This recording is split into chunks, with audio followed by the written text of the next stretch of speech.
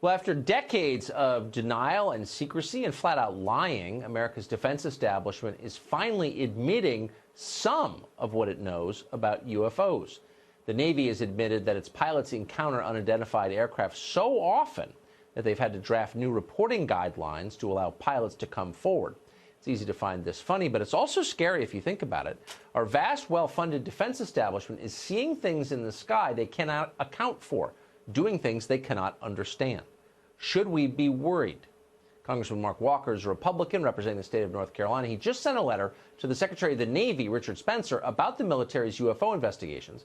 We recently spoke to the congressman. Here's part of what he said. Should we be worried about this? Well, we are concerned about it. As the ranking member of Terrorism and Counterintelligence, we have questions. It comes down to some of the new infrared radar systems that we're putting on some of our new jets are detecting some things out there.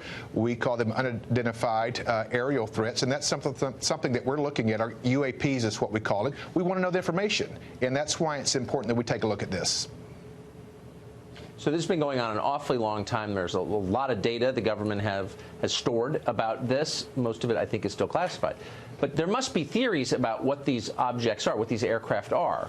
What's the most plausible theory, do you think? Well, we don't know for sure. Obviously, what we do know is the question that we're wanting to get to is this something that's a defense mechanism from another country?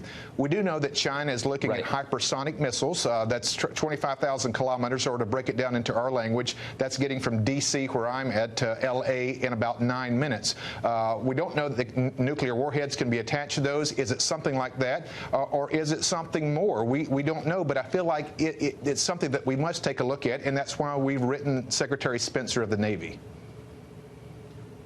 Is there any indication that you're aware of that these sightings are foreign aircraft, Russian or Chinese aircraft?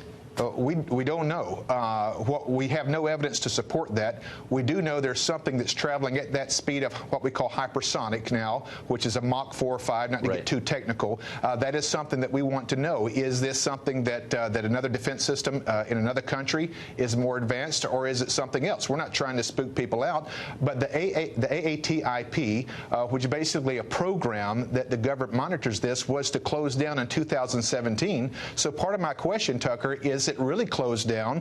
Are we still spending resources, or is there more documentation that this program is still being able to file somewhere? That's something that we need to know, even if it's just for defense purposes alone.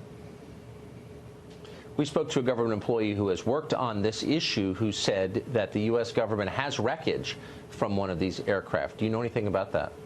We don't know, but that's one of the 4 questions that we are asking. Is there evidence being held somewhere? Not to get too spooky once again, but if there is evidence, I believe it's important for people, specifically in my position as the ranking member of Terrorism and Counterintelligence, we need to know what this is.